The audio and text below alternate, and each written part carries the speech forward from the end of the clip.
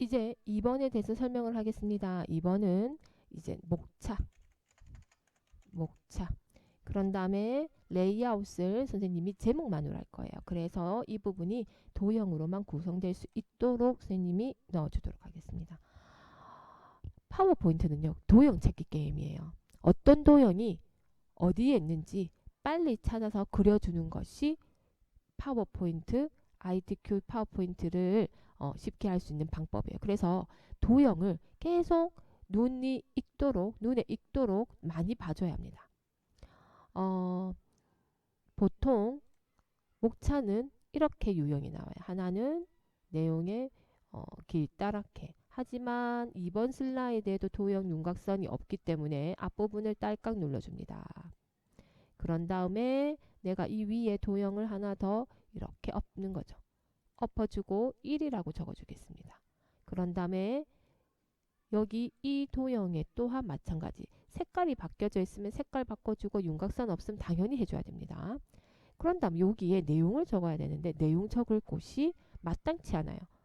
없어요. 그럼 어떻게 하냐? 텍스트 상자를 이용을 하는 겁니다. 가로 텍스트 상자를 어디서부터 어디까지를 너희가 선택을 해줘야 되냐면 여기 앞부분부터 이 사각형이 끝나는 지점까지를 내가 블럭을 이렇게 씌워줘야 돼. 이렇게 선택을 해줘야 됩니다. 그리고 나서 예를 들어서 뭐라고 할까요?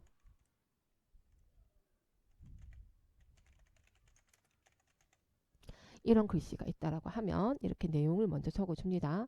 그래서 이렇게 하나의 세트를 선택을 해요. 하나의 세트를 탕 선택해서 얘네들의 글꼴이 굴림의 24이다. 굴림 24의 글자 색깔이 이 부분이 검정이면 모두 다 검정으로 넣어줘야 됩니다. 그 다음에 얘네가 가운데 정렬이면 가운데 정렬 눌러줘야 되고요. 굴림의 24면 이렇게 굴림의 24를 적용해 주는 거예요.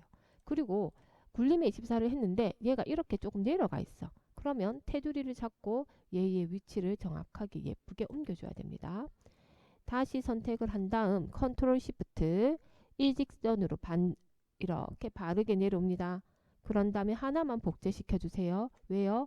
화면 왼쪽 위에 보면 동그란 화살표가 생겼어요. 이게 복제 반복입니다. 얘를 딸깍 눌러주게 되면 2번 슬라이드의 도형도 완성됩니다. 선생님은 도형을 이거를 완벽하게 해놓고 복제를 하자. 완벽하게 복제를 하지 않고 하면 다시 또 설정을 해줘야 되거든요. 그래서 하나를 글꼴, 윤곽선 모두 다 완벽하게 해놓고 선택을 하자. 그런 다음에 이렇게 복제 반복을 이용을 해서 이렇게 같은 간격으로 복제가 될 수 있도록 만들어 보자. 그 다음에 뭡니까 여러분? 여기에 하이퍼링크를 넣어보자 라고 돼 있어요. 텍스트에 하이퍼링크를 넣기 때문에 반드시 여러분 블럭을 글자를 씌워야 돼요. 그래서 마우스 오른쪽 버튼 누르고 내가 하이퍼링크를 들어가도 되는데 때로는 여기에 빨간색 글씨가 쓰여지면 이상한 게 나와요. 뭐 모두 건너뛰기 뭐 이런 게 나오기 때문에 친구들이 그때마다 당황을 하더라고요.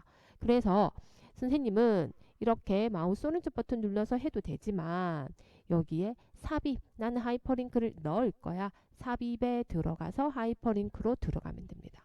그런 다음에 현재 문서에 들어가서 슬라이드 4번으로 이동하라. 이거는 문제에 따라 다 틀립니다. 여러분. 같은 같은 파워포인트 내에서 이렇게 슬라이드가 있기 때문에 넣어줘야 됩니다. 현재 문서에서 찾아줘야 돼요. 그런 다음에 확인. 당연히 색깔 바뀌고 당연히 밑줄이 그려지는 겁니다. 이게 이상한 거 아니에요, 여러분. 그런 다음에 이제 그림을 넣어야 돼요. 그림을 문제에 따라 내가 4번을 넣을 건지 5번을 넣을 건지 너희가 선택을 해주고 이 중에 6가지 조각들 중에서 예를 들어서 나는 의사 조각이 문제에 나왔네. 그러면 선생님은 대각선을 이용을 하라는 걸 선생님이 강조하고 싶어요. 내가 대각선을 이렇게 대각선을 이렇게 그런 다음에 다 끝났으면 다른 곳에 흰색 부분에 딸깍 그러면 얘가 잘라졌죠. 위치가 어디든 문제에 따라서 넣어줘야 합니다. 이것이 2번 목차 슬라이드에 대한 내용입니다.